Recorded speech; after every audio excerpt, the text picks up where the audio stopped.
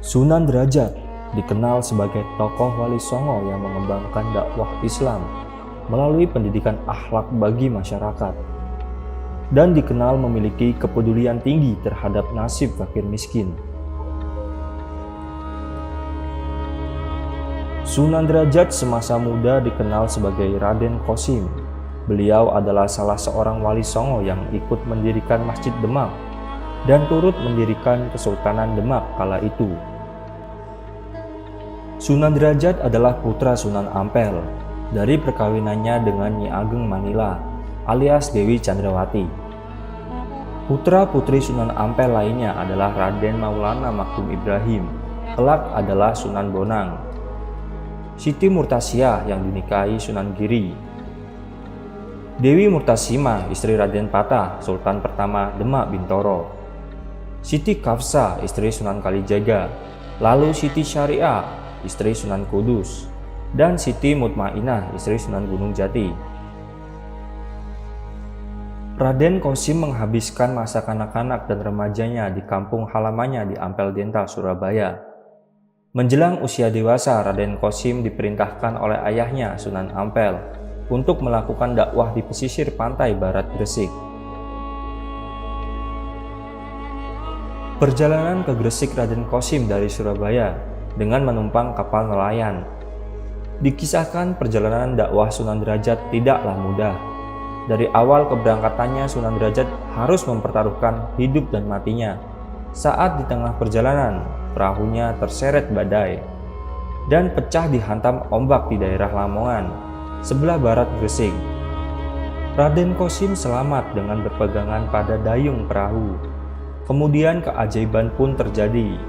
Seperti yang diketahui, Sunan Derajat adalah seorang wali, sekaligus putra seorang waliullah yakni Sunan Ampel. Lantas dengan kewaliannya, beliau ditolong oleh ikan cucut dan ikan talang. Ada juga yang menyebut ikan cakalang. Dengan menunggangi kedua ikan itu, Raden Qasim berhasil mendarat di sebuah tempat yang kemudian dikenal sebagai Kampung Jelak Banjarwati. Menurut tarikh yang ada, peristiwa ini terjadi pada sekitar 1485 Masehi.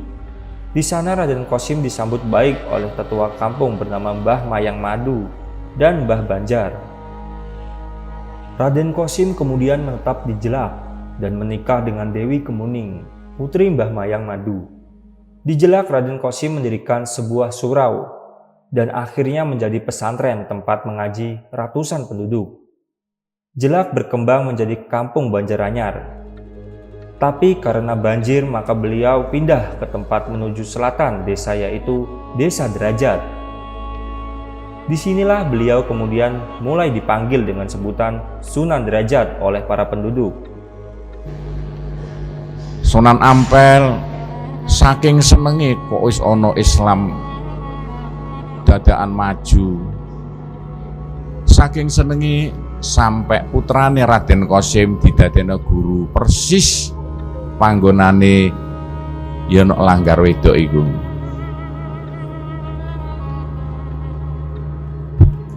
Raden Qasim ngajar ngaji dadi kiai ana ing desa kene. Raden Qasim niru Mbah Banjar karo Mbah Jelak. Niru apa? Niru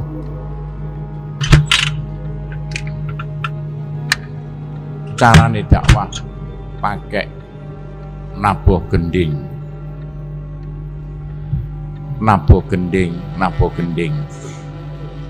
Nalikane gending ditabuh, muridé pirang-pirang ngaji buyar. Nalikane gending ditabuh, murid pirang-pirang dijak ngaji buyar. Saking pegele Raden Qasim sampai ngomong, wis ngene, sapa sing gelem ngaji rene muga-muga derajate dhuwur.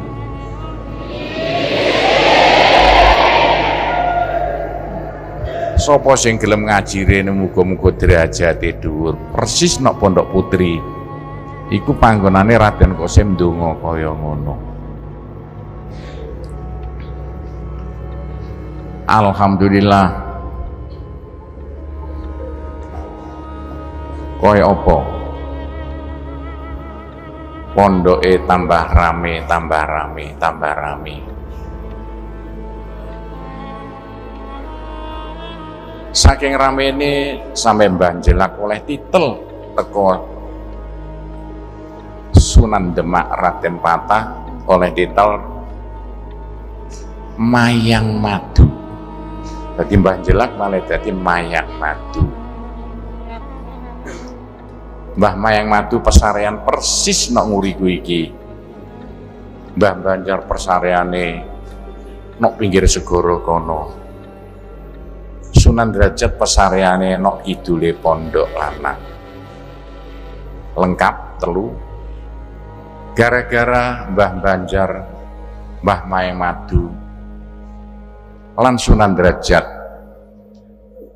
Islam sak donya paling akeh nok Indonesia. Islam paling akeh sak Indonesia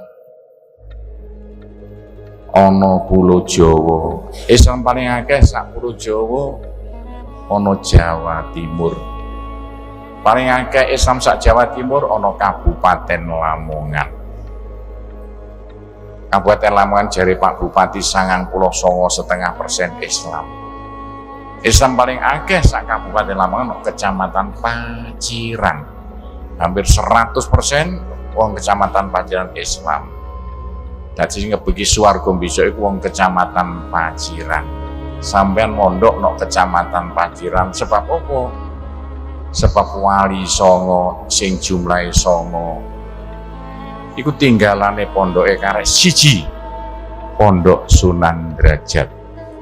Bab iku gak pantes nalikane sampeyan gak matur kasuwun marang Mbah Banjar, Mbah Mayang Madu lan Sunan Derajat. Bab iku tiap-tiap bulan ruah akhir kita ngadakno hol iku memperingati hari jadi kematian. Matur kasuwun marang Mbah Banjar. Dene ngopo Mbah Banjar biyen iso ngerintis desa kene sampai agamane pondok iso gede. Gak lali sing biayai Mbah Banjar yaiku Mbah Mayang Madu utawa Mbah Jelak. Mbah Jelak lah Mbah Mayang Madu sing modali, sing biayai.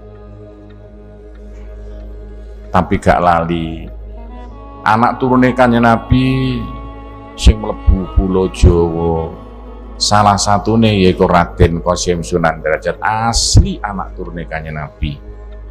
Baru gak pantas kita gak ngadakno hol matur kasuwun marang Sunan Derajat Raden Qasim.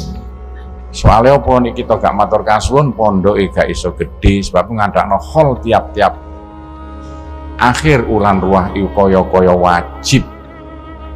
Gara-gara dawuh Gusti Allah la in syakartum la azidannakum. Sapane wong sing nalikane lho diparingi nikmat gelem ngrumangsani, gelem nyukuri, gelem matur kasuwun ring Gusti Allah, temen bakal ditambahi. Nah matur kasuwun kita ngadakno hol, matur kasuwun Mbah Banjar, matur kasuwun Mbah Mayang Madu, matur kasuwun Sunan Derajat. Saya pesarene apik-apik kabeh. Soale wong sing paling butuh disedekahi gak ana ngumpuli wong sing wis urip ana ing alam kubur. Sedekahe liwat didongakno ngadakno hol. Ikulah saben-saben taun nok Pondok Sunan Derajat diadakno hol. Hari ulang tahun kematian telu-telune Mbah Banjar, Mbah Mayang Madu dan Sunan Derajat. Nek Sunan Derajat tok berarti sek kurang sempurna, kok Sunan Derajat sing nekakno rene Mbah Mayang Madu. Mbah Mayang Madu karo Sunan Derajat tok sek kurang sempurna. Soalnya apa? Sing Islam Mbah Mayang Madu iku Mbah Banjar. Lengkap lah nok Pondok Sunan Derajat tiap-tiap tahun ngadakno hari jadi hol Mbah Banjar, Mbah Mayang Madu lan Sunan Derajat. Selain dikenal akan kedermawanannya, Sunan Derajat juga memiliki banyak karomah. Selain dapat selamat dari ganasnya badai di tengah laut dan ditolong ikan cucut dan ikan talang dengan izin Allah Subhanahu wa Ta'ala, karomah yang lain adalah mampu menyembuhkan segala penyakit.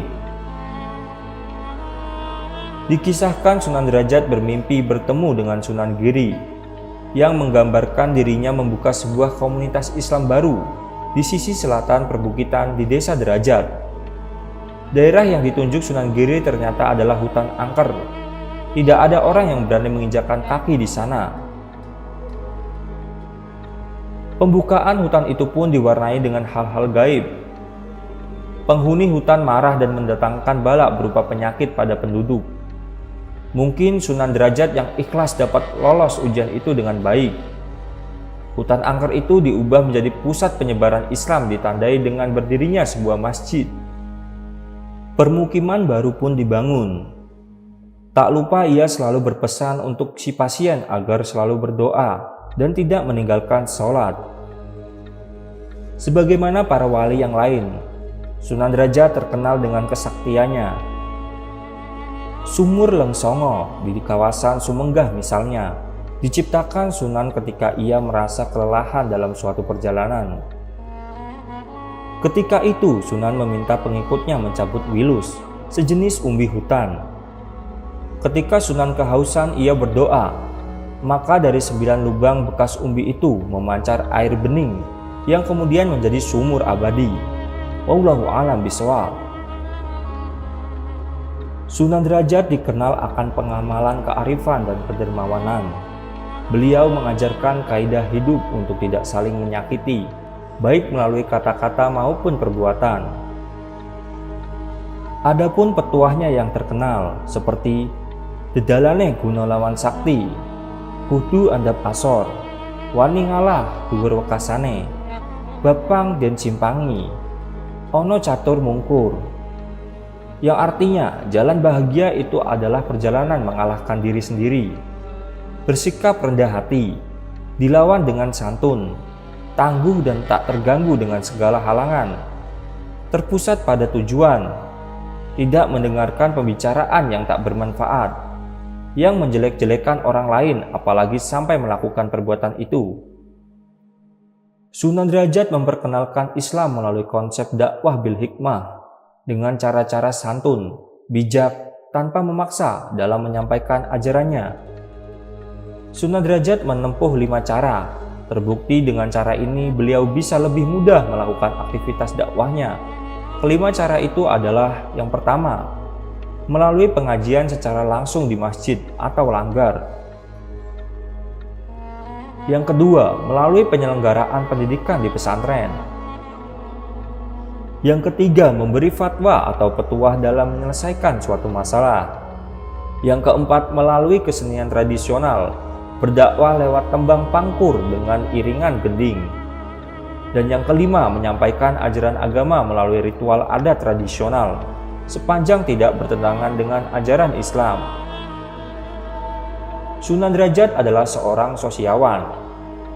Justru sikapnya yang demikian ini makin banyak orang yang tertarik pada ketinggian akhlak agama Islam dan kemudian menjadi pengikutnya yang setia.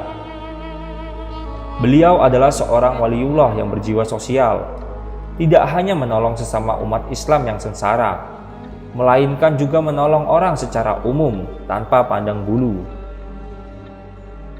Dalam menjalankan syiar agama, beliau mengedepankan perbuatan nyata atau dakwah bil hal. Beliau tidak segan-segan memberikan pertolongan kepada sesama untuk melepaskan diri dari kesengsaraan, kelaparan, seperti membela dan menyantuni anak-anak yatim piatu, orang-orang sakit, dan para fakir miskin. Jadi bila mana Sunan Derajat menganjurkan kepada rakyat agar memiliki jiwa sosial serta menganjurkan agar supaya rakyat suka menolong para fakir dan miskin yang sedang mengalami penderitaan dan kesempitan, maka oleh beliau hal itu langsung ditunjukkan dengan perbuatan nyata. Sunan Derajat terkenal akan kearifan dan kedermawanannya. Ia menurunkan kepada para pengikutnya kaidah tak saling menyakiti, baik melalui perkataan maupun perbuatan. Sunan Derajat sangat memperhatikan masyarakatnya. Ia kerap berjalan mengitari perkampungan pada malam hari. Penduduk merasa aman dan terlindungi dari gangguan makhluk halus yang merajalela selama dan setelah pembukaan hutan. Bahkan usai sholat asar, beliau berkeliling kampung sambil berzikir, mengingatkan penduduk untuk melaksanakan sholat maghrib. "Berhentilah bekerja, jangan lupa sholat," ucap Sunan Derajat. Ia selalu mengunjungi warga yang sakit dengan mengobatinya menggunakan ramuan tradisional dan doa, sebagaimana para wali yang lain. Istri pertama Sunan Derajat adalah Dewi Sufia, putri Sunan Gunung Jati. Alkisah sebelum sampai di Lamongan, Raden Qasim sempat dikirim ayahnya berguru mengaji kepada Sunan Gunung Jati. Di kalangan ulama di Pulau Jawa, bahkan hingga kini, memang ada tradisi saling memuridkan. Dalam Babat Cirebon diceritakan, setelah menikahi Dewi Sufia, Raden Qasim tinggal di Kadrajat. Ia pun biasa dipanggil dengan sebutan Pangeran Kadrajat atau Pangeran Derajat. Bekas padepokan Pangeran Derajat kini menjadi kompleks pemakaman, lengkap dengan cungkup makam petilasan, terletak di Kelurahan Derajat, Kecamatan Kesambi. Di sana dibangun sebuah masjid besar yang diberi nama Masjid Nur Derajat. Naskah Badu Wanar dan naskah Derajat mengisahkan bahwa dari pernikahannya dengan Dewi Sufia, Sunan Derajat dikaruniai 3 putra. Anak tertua bernama Pangeran Rekyana atau Pangeran Trenggono, kedua Pangeran Sandi, dan anak ketiga Dewi Wuryan. Filosofi Sunan Derajat dalam pengentasan kemiskinan kini terabadikan pada anak tangga dari tataran kompleks makam Sunan Derajat. Secara lengkap makna filosofis ketujuh anak tangga tersebut sebagai berikut. Yang pertama, membangun resep tiasing sesama. Kita harus selalu membuat senang hati orang lain. Kedua, jroning suka kudu eling lan waspada. Di dalam suasana riang kita harus tetap ingat dan waspada. Yang ketiga, laksitaning subrata tanyipta marang pringga bayaning lampah. Dalam perjalanan untuk mencapai cita-cita luhur, kita tidak peduli dengan segala bentuk rintangan. Yang keempat, meper hardaning pancadria. Kita harus selalu menekan gelora nafsu-nafsu angkara. Yang kelima, heneng, hening, henung. Dalam keadaan diam, kita akan memperoleh keheningan. Dan dalam keadaan hening, itulah kita akan mencapai cita-cita luhur. Yang keenam, mulia guna panca waktu. Suatu kebahagiaan lahir batin hanya bisa kita capai dengan salat 5 waktu. Dan yang ketujuh, pada anak tangga ketujuh adalah saripati filosofi ajaran Kanjeng Sunan Derajat dalam pengentasan kemiskinan dalam segala wujudnya.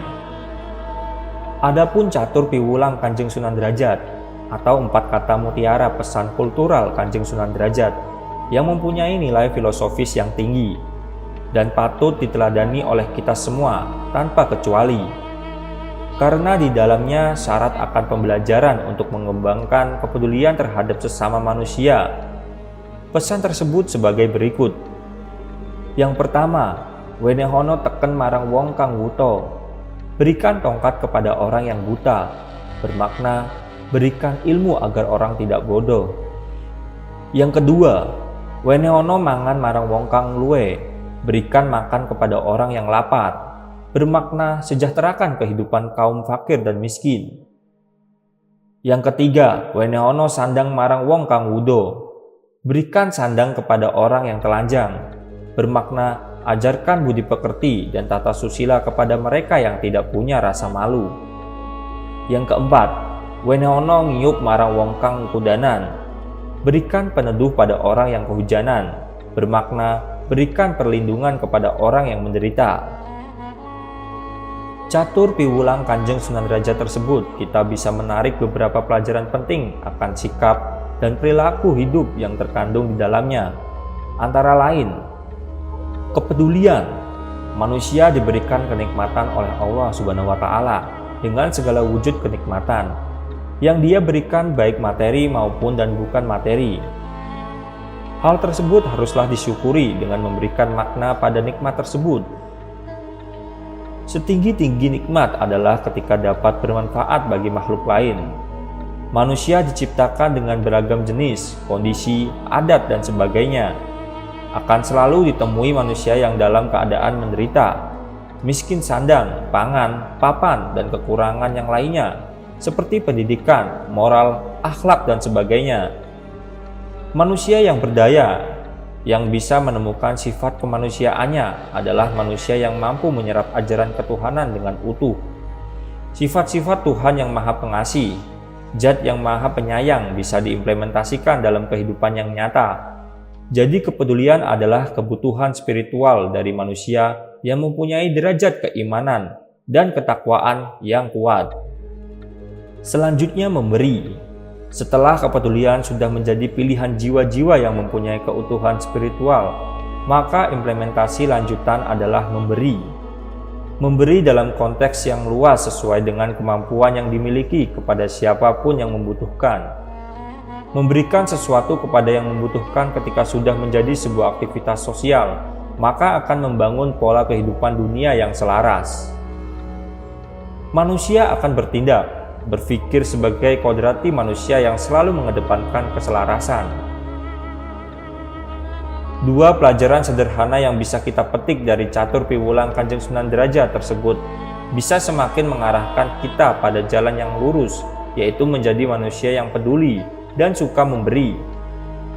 Sesungguhnya perilaku yang demikian akan membawa kita pada derajat kehidupan yang lebih baik. Sebab memang demikianlah ajaran di dalam agama Islam, dan itulah yang ditindaklakukan oleh Sunan Derajat semasa hidupnya. Agama melarang kita sendiri hidup dalam kenikmatan dan kemewahan, sedangkan lainnya hidup dalam kesengsaraan, kemiskinan, dan kebodohan. Dalam ajaran-ajarannya, Islam menekankan rasa kebersamaan, hidup rukun dalam suasana gotong royong, tolong-menolong, bahu-membahu, hidup dalam persaudaraan. Makam Sunan Derajat terletak di Desa Derajat, Kecamatan Paciran, Kabupaten Lamongan.